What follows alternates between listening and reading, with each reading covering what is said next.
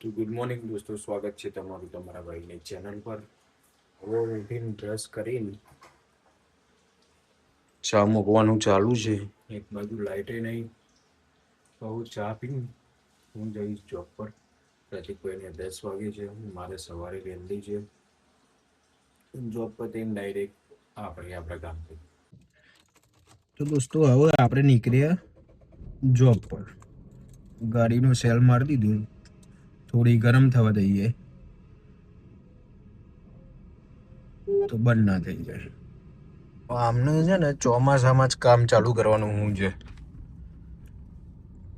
ભાઈ રસ્તાની હાલત જ એવી થઈ જાય ને. અહીંયા મોટો ખાડો હતો, એ ફરીથી પડશે જ ને. કોઈકનું બાઈક કે ગાડી, કામ 25 થવાનું છે. આ જુઓ, એસીમાં 1 કલાક સુધી સુઈ ગયા. સરસ ઠંડી ચાલતી હતી, ઠંડી લાગી કે બહાર નીકળ્યા.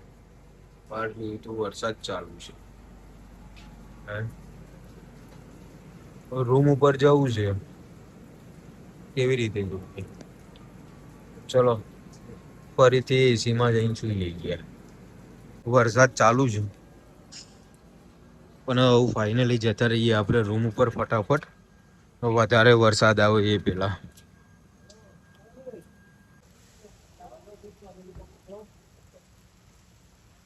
દોસ્તો જોબ પરથી ઘરે આવીને પાછા આપણે પ્રાંતિજ આવે છે, કેમ કે મારે શૂઝ જોઈએ છે ચોમાસામાં. જે પેલું પાણી પર રહે ને એટલા માટે પહેરવા. પેલા ઊંચા આવે છે ને, બધા રોડ બનાવે છે એ રબરના, એ લેવા છે. તો જોઈએ ક્યાં મળે છે, કેવા મળે છે, શું છે શું નહીં.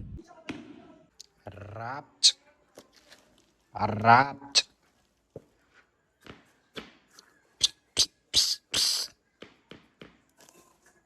નવા બૂટ લાવ્યું, નવા બા, નવા બૂટ.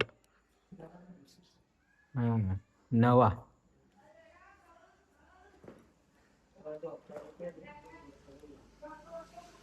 હા, તું ડોક્ટર રૂપિયા રહી એવા કીધું. બાકી રોડ બનાવવા વાળા હોય ને એ પહેરી.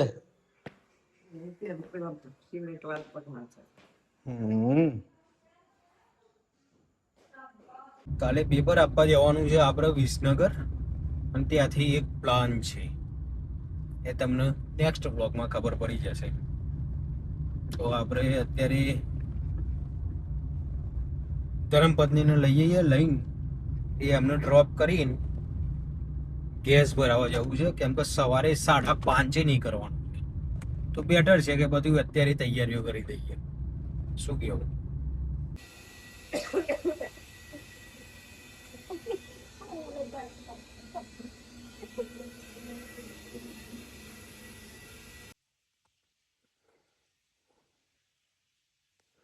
ગાડીનો ગેસ ભરાવા ગયા ત્યારે વિચાર્યું કે ઘરે જઈને સૂઈ જ જવું છે, અને સૂઈ ગયા હતા. સમથિંગ 1 કલાક જેવું સૂઈ ગયા અને લાઈટ જતું રહી. 1 કલાકથી લાઈટ જતી રહી છે. વરસાદ ચાલુ છે, પોસિબિલિટી લાગતી નથી કે લાઈટ આવી જાય ને મારી ઊંઘ પતે. સવારે 5:30 એક્ઝામ આપવા જવાનું છે, કસોટી ઘર કી. ચલો પૂંઠાથી પવન નાખીને સૂઈએ, ટ્રાય કરીએ.